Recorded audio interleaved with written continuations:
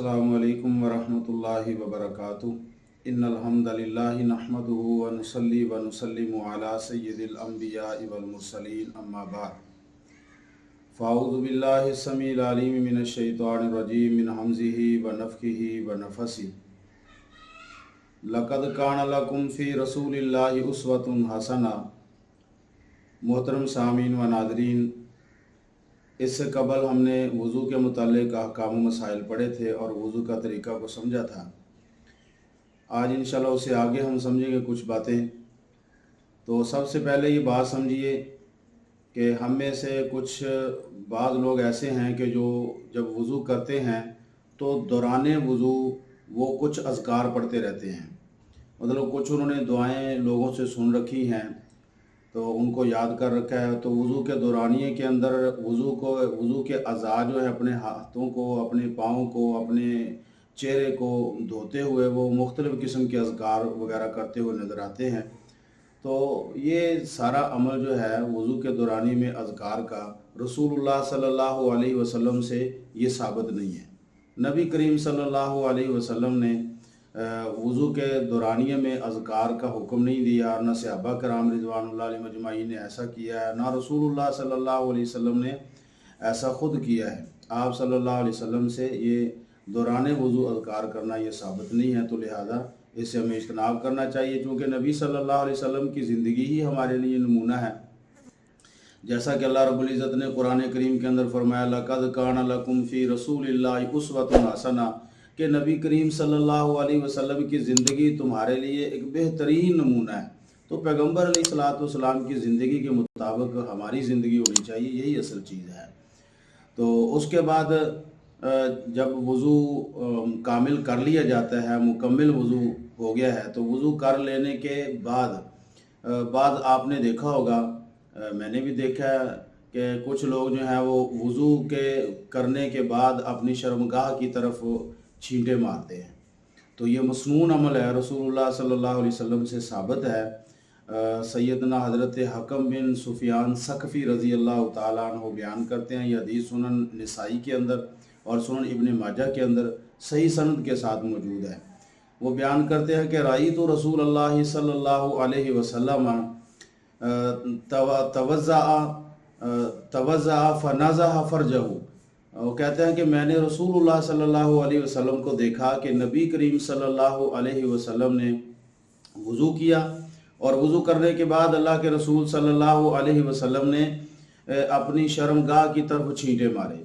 तो ये छींटे मारना, इसकी हिकमत क्या है, इसका फ़वाइद क्या है, इसका फ़ायदा क्या है कि जो छींटे मारे जाते हैं। मेरे प्यारे भाइयों, असल में रसूलुल्लाह सल्लल्लाहु अलैहि वसल्लम अपनी उम्मत के लिए आसानियाँ पैदा करना चाहते हैं। जो जहाँ कहीं को मुश्किल अल्लाह के नबी सल्लल्लाहु अलैहि वसल्लम को महसूस होती है कि मेरी उम्मत के लिए अमल मुश्किल है, कोई मामला है इसके अंदर, तो वहाँ पर रसूलुल्लाह सल्लल्लाहु अलैहि वसल्लम ने अपनी उम्मत के लिए आसानी के मराहिल को वज़ा किया है। तो यहाँ पर भी अल्लाह के नबी सल्लल्लाहु अलैहि वसल्लम के इस अमल करने की वजह और आप सल्लल्लाहु अलैहि वसल्लम ने उम्मत को ये तरीक़ा सिखाया है, उसकी वजह और उसकी हिकमत ये है कि बाद लोग जो है उनको पेशाब के कतरात का मसला होता है कि वो अक्सर व बेशतर बीमारी की वजह से होता है। अल्लाह रब्बुल इज़्ज़त उनको सेहत कामिला अजला अता फरमाए, जिनके साथ इस तरह का मामला दरपेश है, अल्लाह रब्बुल इज़्ज़त उन्हें मुकम्मल कामिल सेहत अता फरमाए। तो बाद लोग जो है उनको पेशाब के कतरात का ये मसला होता है, तो नीचे से शलवार जो है या फिर तहमद जो है वो भीगा रहता है, जिसकी वजह से वो उलझन महसूस करते हैं। तो इस मामले को हल करने के लिए जो उनकी उलझन है दौराने मतलब नमाज, अगर उन्हें इस तरह का मसला दरपेश आता है कि उनके पेशाब के कतरे आते हैं, तो शलवार या तहमद जो है वो भीग जाता है, गीला हो जाता है, तो उलझन महसूस करते हैं दौरान नमाज, वो परेशानी के अंदर उनका खुशू व वज़ू ख़त्म हो जाता है। तो इस मसले को हल करने के लिए रसूलुल्लाह सल्लल्लाहु अलैहि वसल्लम ने अमल किया है कि अगर पहले से जब वज़ू किया जाएगा, नमाज शुरू करने से पहले अगर बंदा अपनी शर्मगाह के ऊपर छींटे मारता है, यानी शलवार जो तहमद बांधा हुआ या नीचे अंडरवेयर बाद लोगों ने पहना होता है, चादर तहमद पहना हुआ है तो नीचे अंडरवेयर है, तो उस सूरत के अंदर वो लोग अंडरवेयर पर यानी छींटे मार लेंगे। تو دوران نماز انہیں وساوس اور اس طرح کے خیالات جو ہیں وہ پیدا نہیں ہوں گے، کیونکہ آلریڈی پہلے سے وہ تہمد یا شلوار یا وہ انڈر ویئر جو ہے وہ بھیگا ہوا گیلا ہوگا، تو اس کو اچھی طرح سے بھی ترک کیا جا سکتا ہے، کوئی مسئلہ نہیں اس کے اندر۔ تو جب یہ ساری صورتحال اختیار کی جائے گی تو پھر انہیں پریشانی لاحق نماز کے اندر نہیں ہوگی۔ تو یہ بڑی بہترین عمل ہے ان لوگوں کے لیے جن کو یہ مسئلہ ہے پیشاب کے قطرات کا۔ تو پھر ہم دعا کرتے ہیں کہ اللہ تعالیٰ انہیں صحت عطا فرمائے، اللہ ان کی اس پریشانی کو دور فرمائے۔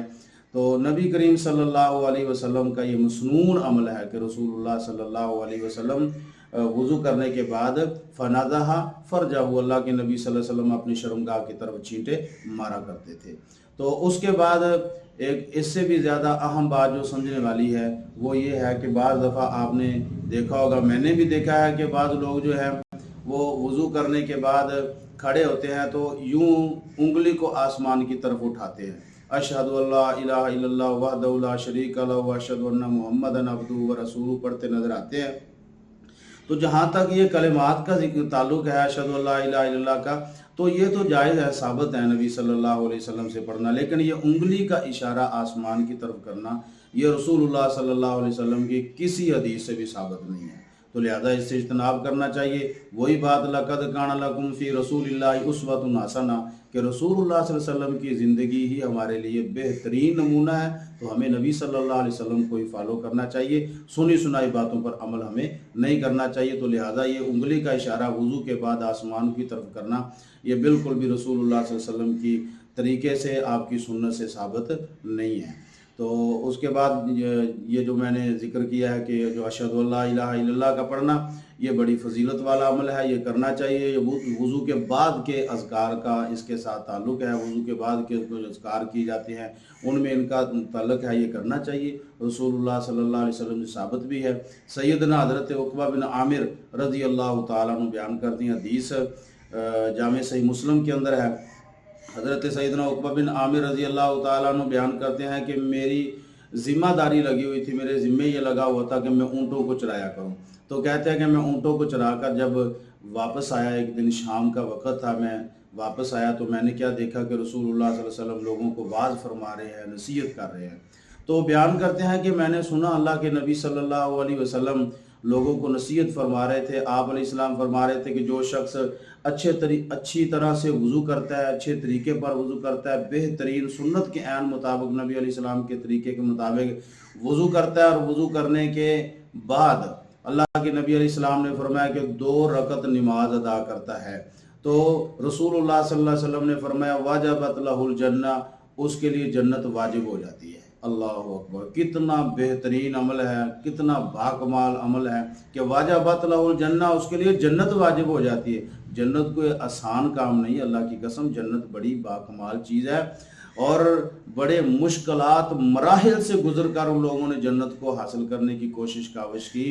تو ہمارے لیے اللہ کے نبی صلی اللہ علیہ وسلم نے کتنی آسانیاں پیدا کر دی ہیں کہ یہ چھوٹے چھوٹے اعمال جو ہیں ان کے ذریعے سے ہم جنت حاصل کر سکتے ہیں۔ تو رسول اللہ صلی اللہ علیہ وسلم نے فرمایا کہ جو شخص پوری یکسوئی کے ساتھ خشوع و وضو کے ساتھ 2 رکعت وضو کرنے کے بعد پڑھتا ہے تو اللہ رب العزت اس کے لیے جنت کو واجب کر دیتے ہیں۔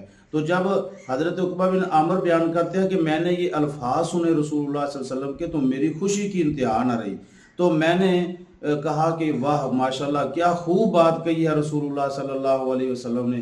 فرمایا کہ جب یہ بات میں نے سنی اللہ کے نبی علیہ السلام کی تو میں نے خوشی کا اظہار ان الفاظ کے ساتھ کیا کہ واہ ماشاءاللہ کیا خوب بات کہی ہے اللہ کے رسول علیہ السلام نے۔ تو فرمایا یہ بات میں نے کہی تو مجمع کے اندر سے ایک شخص بولے، کہنے لگے کہ آپ نے وہ بات نہیں سنی کہ جو بات اللہ کے نبی صلی اللہ علیہ وسلم نے اس سے پہلے جو کہی ہے وہ اس سے بھی زیادہ خوبصورت بات ہے۔ تو حضرت عقبہ بن عامر بیان کرتے ہیں میں نے دیکھا تو وہ سیدنا حضرت عمر ابن خطاب رضی اللہ تعالیٰ عنہ تھے جو یہ بات کہہ رہے تھے۔